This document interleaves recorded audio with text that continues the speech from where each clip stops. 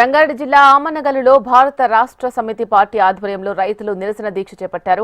మాజీ మంత్రి కేటీఆర్ ఈ నిరసన దీక్షలో పాల్గొన్నారు. సీఎం రేవంత్ రెడ్డి 2 లక్షల రుణమాఫీ చేయలేదని కేటీఆర్ విమర్శించారు. కేసీఆర్ అధికారంలో ఉన్నప్పుడు రైతులు ఆనందంగా ఉన్నారని 70 లక్షల మంది రైతులకు రుణమాఫీ అందించామని తెలిపారు. రేవంత్ రెడ్డి అధికారంలోకి వచ్చిన తర్వాత 17 నెలలు కావచ్చినా ఇప్పటి వరకు రుణమాఫీ చేయలేదని అన్నారు.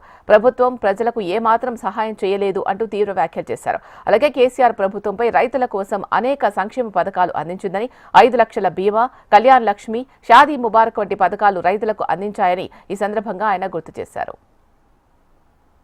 ఒక్కసారి మీరు ఆలోచన చేయండి. ఎవలను మోసం చేయలేదు రేవంత్ రెడ్డి. ఇప్పటికీ కులగణన అన్నాడు, 42% రిజర్వేషన్ అన్నాడు, బీసీలను మోసం చేసిండు. రైతులకు రుణమాఫీ అన్నాడు, 10,000 కాదు 15,000 అన్నాడు, వాళ్ళని మోసం చేసిండు. రైతు కూలీలు 12,000 ఇస్తా అన్నాడు, మరి ఇలా వాళ్ళకు మోసం చేసిండు. ఆడబిడ్డలు 25,000 ఇస్తా అన్నాడు, మిమ్మల్ని మోసం చేసిండు. పెళ్లి కాని అమ్మాయిలు స్కూటీలు ఇస్తా అన్నాడు, తులం బంగారం అన్నాడు, లగ్నం చేసుకుంటే వాళ్ళని మోసం చేసిండు. ఆఖరికి ఈ రోజు ఎట్లా అయిపోయింది పరిస్థితి అంటే, ఈ రాష్ట్రంలో ఒక దిక్కు ఆటో డ్రైవర్ల ఆత్మహత్యలు, ఇంకో దిక్కు చేనేత కార్మికుల ఆత్మహత్యలు, ఇంకో దిక్కు రైతు